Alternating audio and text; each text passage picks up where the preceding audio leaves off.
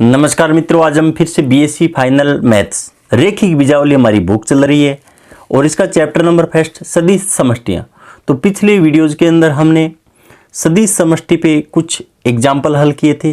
तो आज हम इसी कड़ी में आज आगे बढ़ते हुए आपकी बुक का एग्जाम्पल नंबर 3 का अध्ययन करेंगे।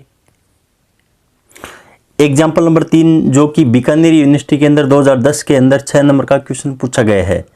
तो यहाँ पर देखिए साथियों, संपूर्ण m गुणा n वास्तविक मैट्रिसेज जिनके अवयव वास्तविक संख्याएं हो का एक समुच्चय m वास्तविक संख्याओं के क्षेत्र r पर मैट्रिक्स योग और मैट्रिक्स अदिश गुणन के सापेक्ष एक सदिश समष्टि है। देखिए साथियों, हमने पूर्व के अंदर अध्ययन कर लिया है। सदिश समष्टि के लिए यहाँ पर हमें कुल 7 प्रॉपर्टीज का पालन करवाना होता है। सर्वप्रथम तो हमें कोई अरेखित समुच्चय मानना होता है। तो यहाँ पर मैट्रिक्स का जिक्र हो रहा है तो यहाँ पर हम मैट्रिक्स मान लेंगे और मैट्रिक्स के अंदर जो एलिमेंट है वहाँ पर हमें क्या करना होगा, सदिश समष्टि के अंदर लिखना होगा। तो हम एम आर के रूप में लिख लेते हैं। क्या एम आर के रूप में हम लिख लेते हैं, जहाँ पर एम है वो एक सदिश का काम करेगी और आर है वो एक अदिश का काम करेगी। तो सर्वप्रथम हमने क्या किया है, कैपिटल एम मतलब मैट्रिक्स मानना होगा हमें। तो यहाँ पर m/n क्रम की हमने एक मैट्रिक्स मान ली है और जहाँ पर जिसके एलिमेंट होंगे मैट्रिक्स के अंदर वो रियल नंबर में से लेने हैं हमें। तो यहाँ पर aij का मान है वो बिलोंग्स टू हमने r करवा दिया है और यहाँ पर हमें a और b belongs to capital m दो यहाँ पर मैट्रिक्स मैंने चूज किए। एक का नाम a रखा है, दूसरे का नाम b रखा है और स्मॉल a है वो बिलोंग्स टू r में से है। तो मैट्रिक्स में योग और अदिश गुणन निम्न प्रकार हम परिभाषित करके दिखला देंगे। तो यहाँ पर a प्लस b दोनों मैट्रिक्स का मैंने योग किया है। तो यहाँ पर हमारे पास एक मैट्रिक्स ही प्राप्त होने वाली है। तो यहाँ पर सदिश योग का क्या हो रहा है, पालन हो रहा है। इसे इक्वेशन फर्स्ट मान लेते हैं हम साथियों। उसके बाद में यहाँ पे एक अदिश राशि का मैट्रिक्स मतलब ए कैपिटल ए है जो एक मैट्रिक्स है, सदिश है, इसका हम मल्टीप्लाई करवाते हैं। तो हमारे पास यहाँ पर मैट्रिक्स के अंदर उस अदिश का गुणनफल दिखला देंगे यहाँ पर। तो यहाँ पर अदिश गुणन का भी पालन हो रहा है। तो इसे इक्वेशन हम सेकंड नाम दे देते हैं साथियों। उसके बाद में हमें क्या करना होगा, सदिश समष्टि लिखने का तरीका होता है एम आर के रूप में लिख लेते हैं। यहाँ पर एम है वो एक सदिश का काम करेगा और आर एक अदिश का काम करेगा यहाँ पे।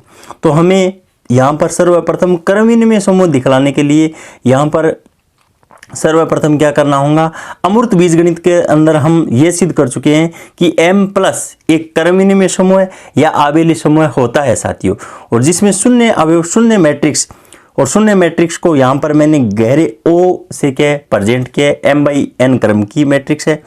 और यहाँ पर कैपिटल A बराबर मैट्रिक्स हमने बिलोंग्स टू कैपिटल M का योज्य प्रतिलोम यहाँ पर देखिए साथियों, ए के अंदर हम क्या जोड़ें ताकि हमारे पास शून्य मैट्रिक्स प्राप्त हो जाए। तो -a जोड़ देंगे। तो यहाँ पर -a हमने प्रदर्शित करके दिखला दिया है बिलोंग्स टू m के अंदर। तो यहाँ पर पहले गुणधर्म का पालन हो जाता है। उसके बाद में अदिश गुणन के लिए बंटनता नियम का हमें पालन करवाना होगा। और यहाँ पर देखिए साथियों, a और b दो मैट्रिक्स है सदिश और a एक अदिश राशि है।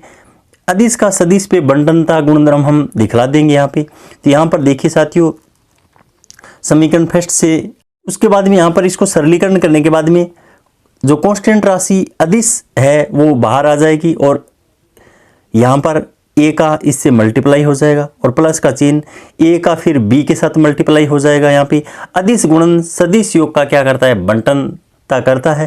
तो यहाँ पर सेकंड प्रॉपर्टी का भी पालन हो जाता है। उसके बाद में तीसरी प्रॉपर्टी के अदिश गुणन पर बंटनता, और अदिश गुणन पर बंटनता के लिए हमें पूर्व के अंदर मान रखा है capital A belongs to capital M और स्मॉल a और स्मॉल b है वो बिलोंग्स टू R में से लेने हमें रियल नंबर में से। तो यहाँ पर a प्लस b पे सदिश a ऑपरेट करना है। तो यहाँ पर इस प्रकार a का मान हमने मान रखा है पूर्व के अंदर aij, और उसके बाद में अंदर हम मल्टीप्लाई करवा देंगे। मल्टीप्लाई करवाने के बाद में सरलीकरण करने के बाद में हमारे पास small a capital A plus small b capital A। तो m में अदिश का गुणा अदिश योग का बंटन करता है। तो यहाँ पर तीसरी प्रॉपर्टी का भी क्या हो रहा है साथियों, पालन हो रहा है सदिश समष्टि की। और चौथी प्रॉपर्टी है अदिश गुणन के लिए सहचर्यता या सहचारी। तो यहाँ पर हमें सहचारी नियम को दिखलाने के लिए ए बी और ए बी पे ए ऑपरेट करना है। तो ए बी पे ए ऑपरेट करने पे यहाँ पे ए बी पे ब्रेक्ट है, तो यहाँ पर बी ए पे क्या आ जाएगा, ब्रेक्ट आ जाएगा। तो इसका मतलब ये हुआ कि यहाँ पर सहचारी गुणधर्म का भी क्या हो रहा है, पालन हो रहा है। पांचवी प्रॉपर्टी है वो इकाई अवयव से संबंधित है। यहाँ पर क्षेत्र आर में एक इकाई अवयव 1 है, तो यहाँ पर प्रत्येक capital A belongs to M के लिए हमें क्या करना होगा, 1 इंटू ए, तो हमारे पास ए ही प्राप्त होने वाला है अंत के अंदर। तो हम कह सकते हैं एम आर एक सदिश समष्टि के सभी अभिगृहितों को क्या करता है, संतुष्ट करता है। अतः यह जो हमें एग्जाम्पल दिया गया है एक सदिश समष्टि का एग्जाम्पल है साथियों। उसके बाद में यहाँ पे देखिए साथियों, एग्जाम्पल नंबर 4 को हल करने के लिए हमें क्या दिया गया है, संवृत अंतराल। संवृत अंतराल का मतलब ये हुआ यहाँ पर 0 और 1 दोनों क्या है, छोर बिंदु है वो सम्मिलित है। यहाँ पर संवृत का परिभाषित संपूर्ण वास्तविक मान सतत अवकलनीय या समाकलनीय फलनों का समुच्चय v वास्तविक संख्याओं के क्षेत्र r पर निम्न प्रकार परिभाषित फलनों के योग और अदिश गुणन के सापेक्ष एक सदिश समष्टि है। तो यहाँ पर देखिए साथियों, सर्वप्रथम हमें क्वेश्चन को देखते ही पता चल जाएगा कि हमें सदिश समष्टि को सिद्ध करने के लिए क्या करना होगा, हमें VR रूप में लिखना होगा, जहाँ पर V एक सदिश का काम करेगा और R है वो एक अदिश का काम है करेगा। और उसके बाद में हमें एक यहाँ पर f प्लस जी पे x ऑपरेट करना है, तो यहाँ पर हमारे पास fx प्लस gx प्राप्त होने वाला है, जहाँ पर f और g है वो v के एलिमेंट होंगे, जबकि यहाँ पर a का f से डॉट प्रोडक्ट है और x ऑपरेट करना है, तो a fx प्राप्त होना चाहिए, जहाँ पर f है एक वो v का एलिमेंट होना चाहिए और स्मॉल a एक r का एलिमेंट होना चाहिए, मतलब अदिश का एलिमेंट होना चाहिए। तो सर्वप्रथम हमने v बराबर एक एकीकृत समुच्चय माना है, जो कि दो वास्तविक मान सतत फलनों का योग भी सदैव एक वास्तविक मान सतत फलन ही होता है। ये इस प्रॉपर्टी को हम पूर्व के अंदर जानते हैं, f belongs to v, g belongs to v, तो दोनों का योग भी v के अंदर हमने दिखला दिया। इसका मतलब ये हुआ संवर्त गुणधर्म का क्या हो रहा है, पालन हो रहा है यहाँ पर। और उसके बाद में हमें क्या करना होगा, अदिश गुणन के लिए भी संवर्त दिखलाना होगा। तो a एक r का एलिमेंट है और f एक v का एलिमेंट है, af भी हमने v के अंदर दिखला दिया। इसका मतलब ये हुआ अदिश गुणन के लिए भी संवर्त गुणधर्म का क्या हो रहा है, पालन हो रहा है।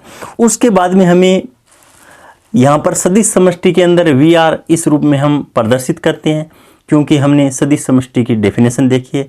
और सदिश समष्टि के अंदर हमने पूर्व के अंदर 5 प्रॉपर्टीज का पालन किया है, और 5 प्रॉपर्टियों के अंदर पहला जो गुणधर्म है वो क्रम विनिमय समूह होना चाहिए और योग के लिए होना चाहिए। तो योग के लिए हम जितनी भी प्रॉपर्टी बनती है उन सभी का हम पालन यहाँ पर करवा देंगे। तो V में योग के लिए साहचर्यता गुणधर्म का पालन करवाएंगे, और साहचर्यता के लिए हमें कम से कम 3 फंक्शन चाहिए या 3 एलिमेंट कम से कम चाहिए।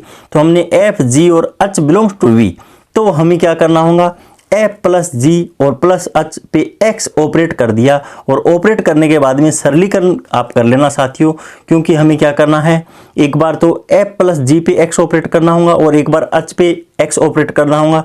अलग अलग यहाँ पर x को ऑपरेट करने के बाद में हमारे पास पहले f प्लस जी के ब्रैकेट है, तो यहाँ पर g प्लस h के ब्रैकेट लग जाएगा। इसका मतलब ये हुआ फलनों का योग है वो सहचारी गुणधर्म का क्या करता है, पालन करता है साथियों। उसके बाद में हमें क्रम विनिमयता नियम का पालन करवाना होगा। क्रम विनिमयता नियम का मतलब यहाँ पर ये हुआ f प्लस जी का मान है वो g प्लस f के बराबर होना है, और यहाँ पर x ऑपरेट करके दिखला देना होगा आपको। उसके बाद में साथियों योज्य तत्समक, योज्य तत्समक योग के लिए तत्समक 0 होता है, गुणा के लिए तत्समक 1 होता है साथियों। तो हमें यहाँ पे 0 है वो सच दैट 0 और 1 के अंदर यहाँ पर रियल नंबर के अंदर निम्न प्रकार से परिभाषित करेंगे हम। यहाँ पे देखिए 0 पे x ऑपरेट किया तो यहाँ पे 0 ही प्राप्त होने वाला है हमें, क्योंकि 0 एक v का एलिमेंट है। चूंकि यहाँ पर 0 एक वास्तविक मान्य सतत फलन है, और यथा किसी भी f बिलोंग्स टू v के लिए 0 प्लस f पे x ऑपरेट करने पे हमारे पास यहाँ पर देखिए साथियों 0 प्लस f और बराबर f और f प्लस 0 तीनों के मान बराबर आ रहे हैं। इसलिए हम कह सकते हैं कि 0 है वो एक v का एलिमेंट है, योज्य तत्समक है। इस प्रकार हम योज्य प्रतिलोम भी दिखला देंगे। हम f के अंदर क्या जोड़ें ताकि हमारे पास अंत के अंदर शून्य मान प्राप्त हो जाए, तो माइनस f को हमें ऐड करना होगा, तो वो हमारे लिए योज्य प्रतिलोम का काम करेगा यहाँ पे। तो हमने क्या किया है, माइनस f यहाँ पे योज्य प्रतिलोम मान लिया है, और यहाँ पर फंक्शन f पे एफ प्लस माइनस एफ पे एक्स ऑपरेट करने पे हमारे पास शून्य प्राप्त हो जाता है, तो जो कि V में प्रत्येक एफ का योज्य प्रतिलोम विद्यमान है। और उसके बाद में यहाँ पर ये तो V1 नियम का ही पालन करवाया है हमने योग के लिए। उसके बाद में V2 प्रॉपर्टी क्या कहती है, अदिश गुणन की बंटनता गुणधर्म का हमें पालन करवाना होगा।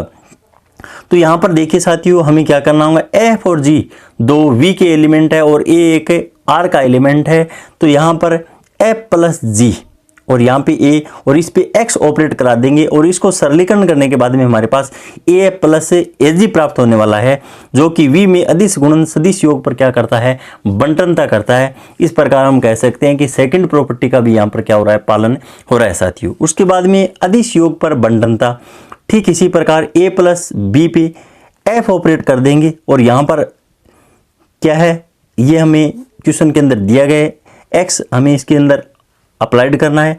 तो इस प्रकार हमारे पास A F plus B F प्राप्त हो जाता है। तो V में सदिश गुण अदिश योग पर क्या करता है, बंटनता करता है। तो आगे चौथी प्रॉपर्टी है वो अदिश गुणन के लिए साहचर्यता भी हमें दिखलाना होगा। साहचर्यता का अर्थ ये हुआ एफ बी के यहाँ पर ब्रैकेट है तो यहाँ पर बी एफ के ब्रैकेट हम दिखला देंगे। तो यहाँ पर सहचारी गुणधर्म का भी क्या हो रहा है, पालन हो रहा है। और पांचवी प्रॉपर्टी है वो क्या है, इकाई अवयव से संबंधित है। एक इकाई अवयव वास्तविक संख्या हो और f एक V का एलिमेंट हो तो एक f और यहाँ पर x ऑपरेट कर देंगे तो 1 इंटू एफ एक्स या एफ एक्स ही प्राप्त होने वाला है। तो इस प्रकार हम कह सकते हैं कि V सदिश समष्टि के सभी अभिव्यक्तियों को क्या करता है, संतुष्ट करता है। तो VR एक क्या है, एक सदिश समष्टि है। अगले वीडियोज़ के अंदर हम एग्जाम्पल नंबर 5 का अध्ययन करेंगे। तब तक के लिए धन्यवाद साथियों।